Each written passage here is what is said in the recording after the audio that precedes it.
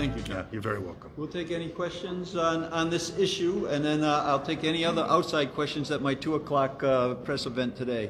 Governor, you had enforced a fairly arbitrary vaccination deadline against our state's heroic medical workers, yet you continue to move the goalposts for folks at Illinois Slater.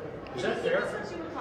I just said we'll take questions here on the issues here. Well, this but is the issue today. This is what people. Well, you're going to see me at 2 o'clock. But the point of the matter, an emergency is an emergency. We have to take care of the patients. When I've explained that this morning when I was asked that you don't leave people unattended in a hospital like Illinois Slater, and you do what you have to do. I'm disappointed that they're not all vaccinated, but at the same point in time, I'd be a lot more disappointed in myself if we didn't take care of the health of the patients that are in the hospital. Doctor, what is the demographics on the people you're hoping to reach with the lottery giveaway? Governor, the MTX Corporation recently qualified for $3.5 million in qualified jobs tax credits for a mere 250 jobs over a 10-year period.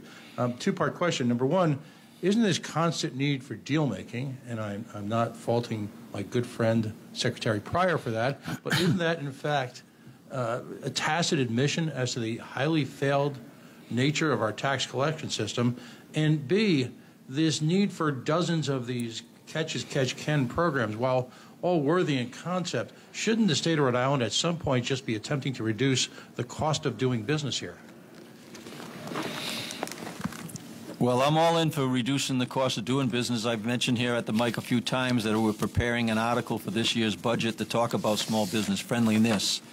And we intend to put that in. That's going to, drive a real strong message that Rhode Island is a good place to do business, and we're going to reflect that in that article. And again, anybody who has good ideas out there to talk about what belongs on that list for consideration, I'll balance it in the budget and I'll propose it to the General Assembly. So I'm aware that we need to make sure that we're addressing that issue.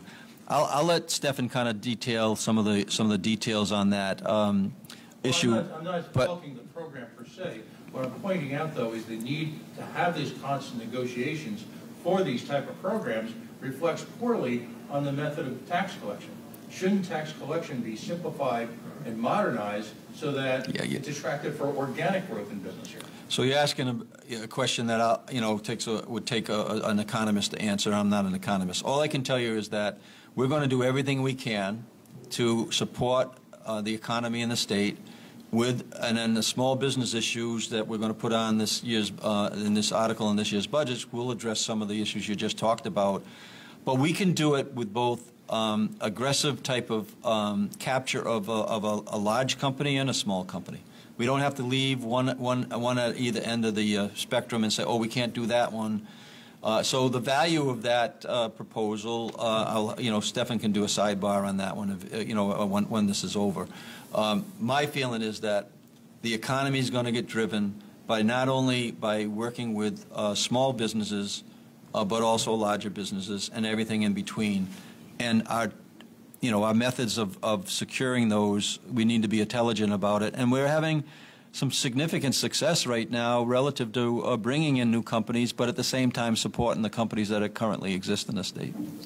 Yes, Secretary Pryor, we chatted briefly during the exchange with Governor McKee. My listeners/viewers' concerns are that we go through hoops creating all sorts of programs, relief, when in fact the nature of the issue seems to be the tax system itself. Yes. I'm going to throw this in as a wild card. There's chatter out there about you running for treasurer.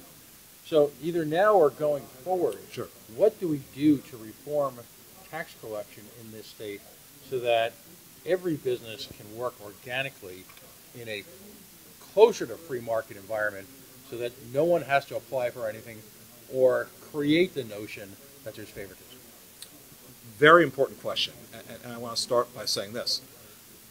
In the past 7 years, when we've touched a broad-based tax, it's been to decrease it.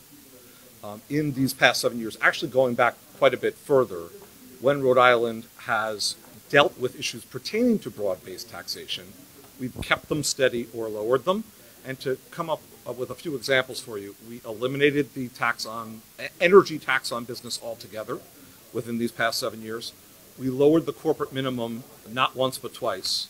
We've lowered the automobile tax, as you know, very substantially. And by the way, auto plates are both personal, residential, i.e., and commercial. So that affects commercial vehicles and affects the bottom line for businesses. So you get my point that Rhode Island has been heading in the right direction. As a result of some of these efforts, for example, Rhode Island has the lowest corporate income tax rate in New England. And we use that every day of the week to market Rhode Island and express to our businesses who are here and businesses that may be considering Rhode Island that we're a good bet for taxation purposes.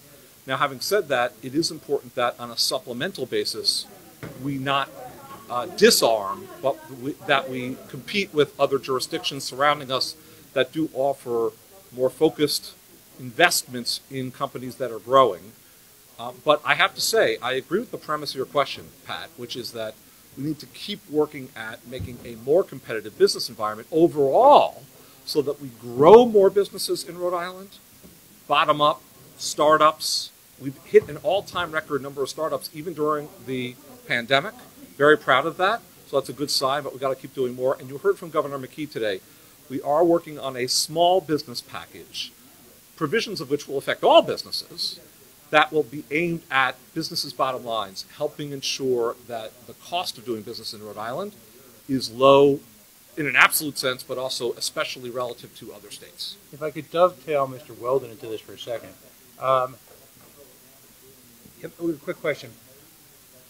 Has anyone done any research into what the breakdown is on what old-timers like me would call Schedule C type, self-employment type DBA businesses, which would reflect on a direct pass-through to a personal tax return, as opposed to the number of corporations, LLCs, Schedules Cs, all that have been filed?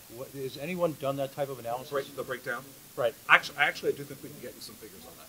Right. We can look into it. Some personal income tax returns, because we don't possess the data in a way that we're permitted to look at individual cases because of privacy prohibitions. Right. We may not have perfect data, but I might have a breakdown that I can share with you. Because, and again, the problem is, to your point, a lot of this is anecdotal, but this seems to be the type of state that's focused heavily on self-employment, one person, maybe two-person DBAs, that type of development. And it strikes us that a lot of the breaks and grants have been directed largely at mid-sized to larger-sized employers. I want to make sure to address that. Let's take our manufacturing community.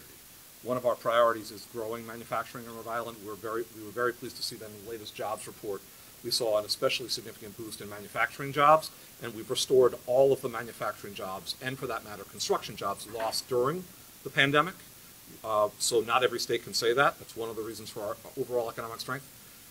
We did tailor our programs for manufacturers to ensure that LLCs, S-Corps, and other businesses that structures that are typically for smaller businesses in the manufacturing community could be eligible for our programs. So, for example, the R&D tax credit, very standard tax credit among the 50 states. Ours is only applicable to a C Corp when it does its tax filing. Therefore, if you're a smaller manufacturer, you're out of luck. We created something called the Innovation Voucher for manufacturers, where it's a direct grant to the manufacturer if they conduct the R&D in-house, even if they're small, even if they're an S-Corp or an LLC. There are several other examples of moves we made like that, specifically designed to make sure that all small businesses can be eligible.